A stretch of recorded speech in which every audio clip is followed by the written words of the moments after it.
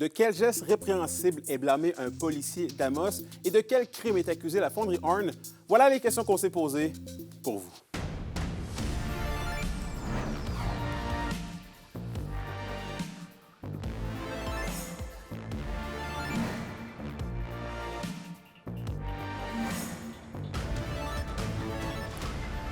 Ici Anthony Dallaire et voici vos informations.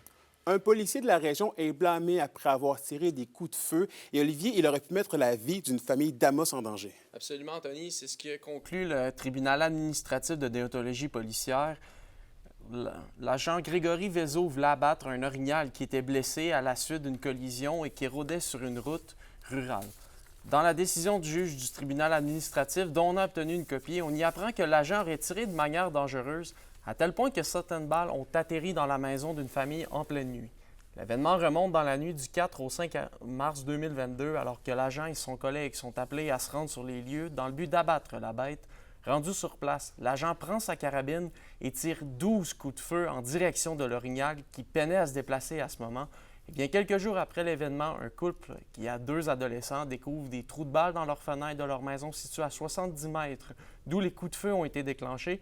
Et elle constate certains dommages comme un tiroir perforé dans la cuisine ainsi qu'une fenêtre située au-dessus de l'évier qui est également endommagée.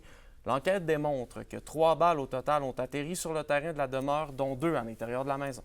Oui, une fois que ça c'est dit, Olivier, l'enquête confirme que le policier a fait preuve de négligence, là. Effectivement, le tribunal a conclu que l'agent Vézo n'a pas respecté les mesures de sécurité qui lui ont été enseignées et n'a pas suivi la procédure de la Sûreté du Québec. La procédure qu'on ne peut pas décrire car elle était caviardée dans le jugement. Il faut comprendre que l'agent n'a pas rempli son rapport complémentaire après son intervention. Il l'a rempli seulement quelques jours après. Le tribunal affirme que le policier aurait dû s'assurer qu'aucune maison ne se trouvait à l'est de l'orignal, dont le juge a donc finalement conclu que l'agent a commis 2 infractions, soit une erreur de jugement ainsi qu'un manque de professionnalisme. En terminant, Anthony, la sanction qui sera imposée à l'agent sera déterminée dans une audience dont la date n'est pas encore connue. Ouais, c'est donc un dossier qu'on va continuer de suivre de près. Merci beaucoup, Olivier. Je vous en prie. À Rouyn-Noranda maintenant, plusieurs citoyens se rappelleront l'épisode de Poussière Noire en mars 2023 provenant de la fonderie Horn. Plus de 2 ans plus tard, Glencore Canada reçoit une accusation du directeur des poursuites criminelles et pénales dans ce dossier. Un reportage de William Maillet. Si elle est reconnue coupable, Glencore Canada est passible d'une amende minimale de 30 000 $ pour le rejet de poussière de concentré de cuivre provenant de la fonderie Horn. Entreposée à l'extérieur, des rafales de vent avaient soulevé la poussière contenant notamment de l'arsenic, du cadmium, du nickel et du plomb. C'est rassurant que le gouvernement fasse sa job, là, que le ministère de l'Environnement, qu'il y ait des conséquences qui s'appliquent. Pour ce qui est de la grosseur des conséquences, bien, on verra, mais pour déjà un minimum, c'est très peu là, pour une compagnie comme ça. Du concentré puis du résidu minier avait été emporté sur des terrains aux abords des parcs à résidus, mais aussi sur le quartier Notre-Dame, notamment dans la cour d'école. Nos enfants ont joué dans cette neige-là, ils en ont possiblement mangé. Un test effectué sur l'un des échantillons de cette poussière révélait une concentration en arsenic 137 fois plus élevée que la norme québécoise en matière de contamination de sol. Le comité Mères au front souhaite donc que la conséquence soit proportionnelle à l'ampleur des répercussions et de l'entreprise. Sans quoi, le montant qui sera défrayé sera davantage un permis de polluer qu'une amende là, pour une infraction. Puis ça, on espère que le juge en tiendra compte. À la suite de l'enquête effectuée, le ministère de l'Environnement explique sa décision en disant que la présence de ce contaminant dans l'environnement est susceptible de porter atteinte à la vie, à la santé, à la sécurité, au bien-être ou au confort de l'être humain. De plus, il peut causer des dommages ou porter atteinte à la qualité de l'environnement, aux écosystèmes, aux espèces vivantes ou aux biens. C'est arrivé l'hiver, donc là, on pouvait voir ce qui se passait, mais tu sais, ça peut arriver n'importe où, n'importe quand, là, tu sais, ça pourrait être aujourd'hui. Puis si cette poussière noire-là, sur la pelouse, on ne la verrait pas. Alors, je pense que c'est super important que les mesures soient prises puis qu'il y ait des conséquences. Étant donné que le processus judiciaire est toujours en cours, Glencore n'a pas souhaité commenter davantage le dossier. L'entreprise a toutefois rappelé les centaines de milliers de dollars qu'elle avait investis dans le nettoyage. William Maillet, RNC Nouvelles, Rouyn-Noranda. Et au culturel, le chanteur originaire de la Abitibi-Témiscamingue, Réal Benoit, est décédé vendredi dernier. Surnommé le chanteur mineur, il a été reconnu pour mettre en musique le quotidien des travailleurs des mines de façon authentique. Il était très présent sur la scène musicale country folk au début des années 70.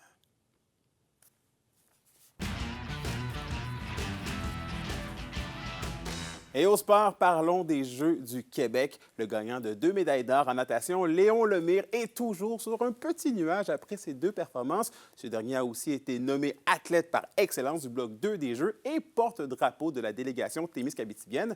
Voici mon entrevue.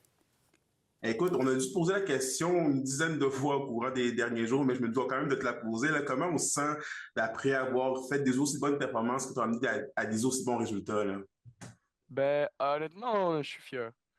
C'est du travail, je me suis entraîné vraiment longtemps pour ça, plus d'1 an, 11 pratiques semaine, à environ 20 heures semaine avec l'école. C'était dur, mais puis j'ai réussi, puis je suis vraiment content d'avoir fait ça, là.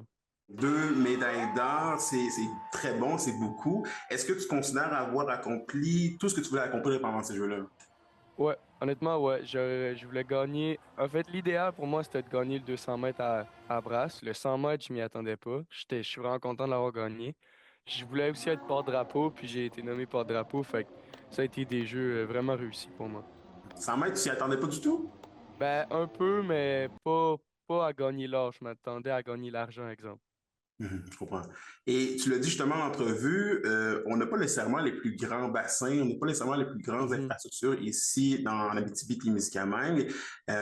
Qu'est-ce qui explique selon toi qu'un petit garçon de Rouen là, puisse être aussi bon avec les autres athlètes, les plus grands athlètes de la région, pas de la région, mais du Québec, là, de ta catégorie? Ben, honnêtement, mes grandes performances, je les dois aussi à ma coach. Elle a un génie de coaching. J'ai rarement vu ça. Elle est incroyable. Puis la détermination avec ça. Mon coach au gym aussi, il fait des programmes excellents. Un mélange de ces trois-là font que ben, on peut tout gagner. Là. Ça a été mon jeu du Québec, mais tu mets ces 3 clés-là, puis ça pourrait être n'importe qui, je pense. Vraiment, l'accompagnement, c'est la clé du succès. Là. Exact. Ouais. Et qu'est-ce que tes performances comme les tiennes, justement, envoient comme message aux jeunes de la région qui voudraient justement aspirer à des performances d'élite? Là? Ben, c'est comme, ayez pas peur de nous autres, les autres régions. L'Abitibi-Témiscamingue, on est là, on peut faire de bonnes choses. Puis c'est pas parce qu'on est de loin, qu'on est derrière le parc La Vérandrie, éloigné du monde, qu'on peut pas réussir à faire des médailles puis à performer devant tout le monde. Lâchez pas, puis c'est de la détermination que ça prend. Mhm.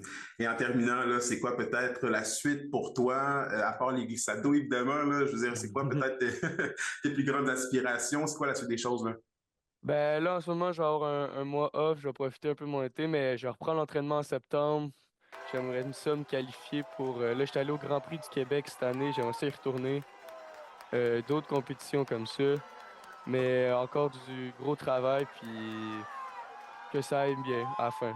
J'ai plus ou moins de vision de compétition dans les prochaines années, mais d'ici 2 ans, j'aimerais ça me rendre au Canadien, là. Et peut-être aux Jeux olympiques, là, je veux dire, je pose Ouais, la question. ben évidemment, les essais olympiques, ça serait le fun aussi. Et à la météo de la Abitibi-Témiscamingue pour ce soir et cette nuit, c'est quelques nuages avec un maximum de 8 degrés pour l'Abitibi et de 12 degrés Celsius pour le Témiscamingue. Pour la journée de demain, c'est majoritairement du soleil avec quelques nuages, maximum entre 23 et 24 degrés Celsius. Finalement, en aperçu pour mercredi, c'est du soleil avec un maximum de 28 degrés pour l'Abitibi et de 26 degrés Celsius pour le Témiscamingue. Et voilà, c'était vos informations régionales. Merci encore une fois d'avoir été des nôtres. Nous, on dit bien évidemment à demain pour la suite des choses. D'ici là, prenez soin de vous.